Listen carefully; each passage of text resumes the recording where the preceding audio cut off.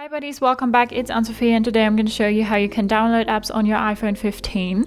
And for that you need to go to your App Store, continue, personalized ads, turn off, not right now, and now it's loading and we have today's, recommendations, we have games, we have apps in general.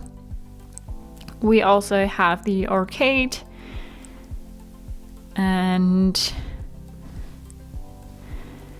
then we have a place where we can look for apps ourselves, and we will put in the name of an app now, Lieferando, and when we click on it we have more information about it, ratings and reviews, and if we want to install it we can click install here.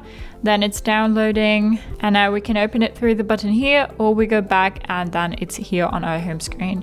So we can now click on it, use it, set it up, or play the game, or I don't know, whatever else. So that's how you can download apps on your iPhone 15. Hope you liked it, hope it helped. If so, thumbs up, share and subscribe, and I hope to see you next time.